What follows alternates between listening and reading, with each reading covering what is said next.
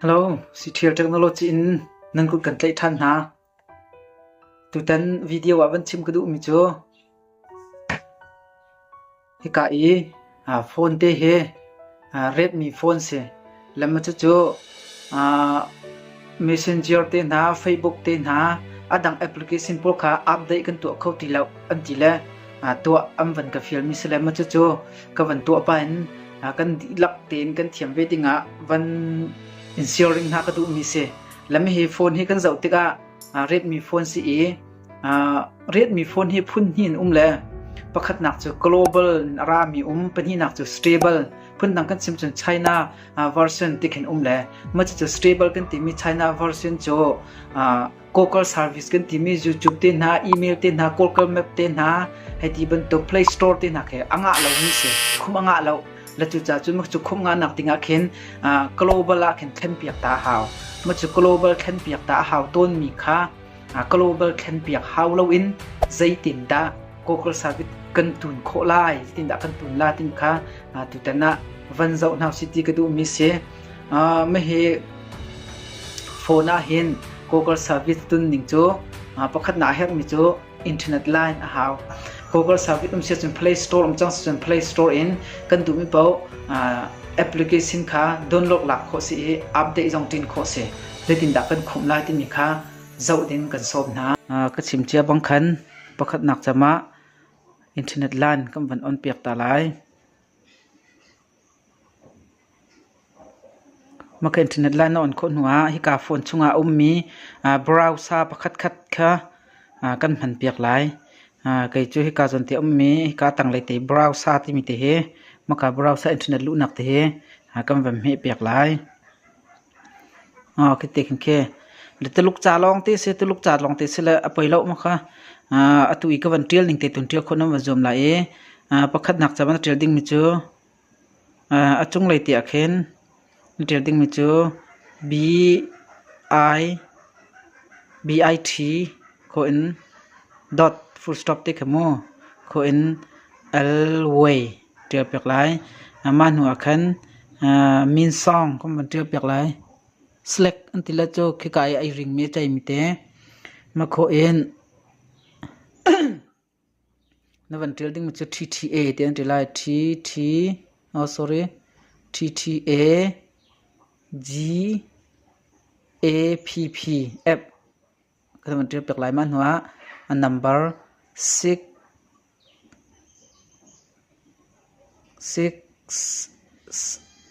7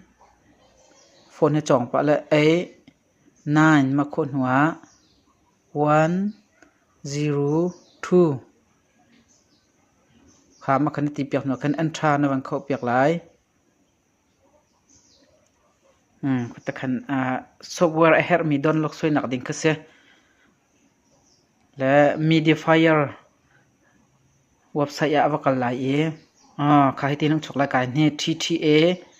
GAPP installer tim tim lai mi te khe download na van mi piak lai le ani chu Redmi phone pol te luk chan airtel di cha kha download kam van mi piak kha khet khin chang chok la ka jona khin te luk chan airtel le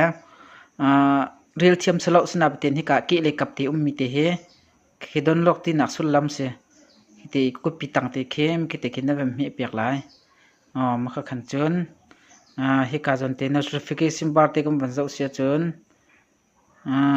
ka jon te khin khe untitled accelerating te am lam ki te kin he piak sia chun ka te khin don lok te khe soi la khe le ma kha chu ka van tan tar lai kai don lok soi che mim chang cha ka van kal lai che mi kan kal lai ka te khin khe chang khe TTA GAPP te chang em ki te khe kam van lu piak lai kha ma kha te khin le hi zon te hin atu na phone na tu ading mi kha Android version zai da city mi kha thai a haw lama Android version thai nak dinga chon kam van chok than ta la setting a kam van kal piak lai setting khon kai my device ti mian kam van kal piak lai kai all space ti mi a hin kam van kal piak sia chen ka jon he Android version 9 se chu cha chen ani che Android version 9 si cha he ka zon ni Android 9 ti mi te he na vem mi piak lai kha ma kanu kan hiti hin Google service tun ding pol hung chuak na e achang chang te na tun lai Google Play Store ka her ti pat in Play Store hi direct nam ha chot lai lo achung khin chang chang teng kam van tun lai pakhat nak chama kam van mi lai nuwa hi kali kap tia package installer ti mi te ke le kam te kam van mi piak lai tin tuluk cha hung chuak lai e hi ka or le kap ta hi sa chang or le kap ta he confirm ti nak se ke te kam van mi piak lai ka ti khin installer checking ra le hi don tia hin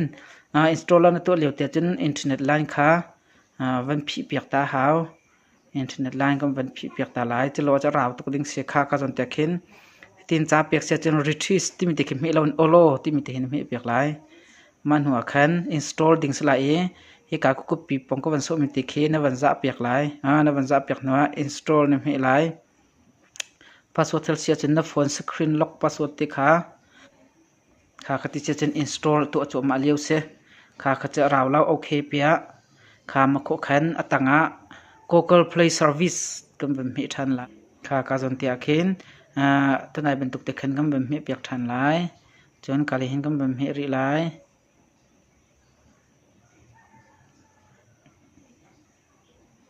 kha se chen kan olo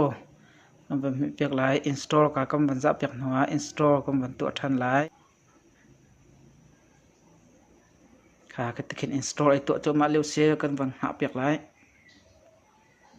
hi ka zone Google Play Service he araw ngai mi se arwang cho Google service bial te youtube heti bentuk Gmail heti bentuk bial te kha ai khum di ding si cha khan ka zone te he awan raw ngai mi se le lung saw te nam ban kam ban ha piak kon halai khai lim chang okay kam ban me lai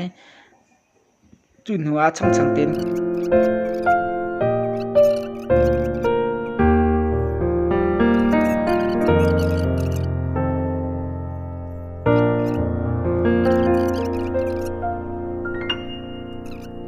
tun kha ai lim di chang e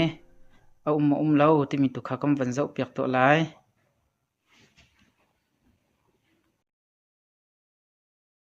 kha ka zon na khin khe Play Store Gmail heti bentuk ten ha di chang lama kha khan YouTube ten han du sia chen he ka zon Play Store khan la kho chang ti kha van ching du misla zai thalo reng reng lan kam van ong lai e anga manga lo kam van thit to lai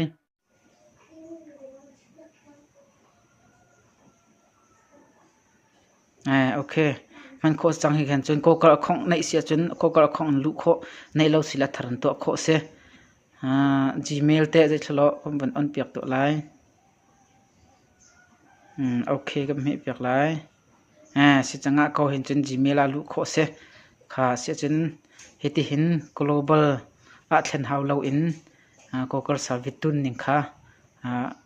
van thom ven ha video dong tiang zau tunen dilak chung tam pi kai lom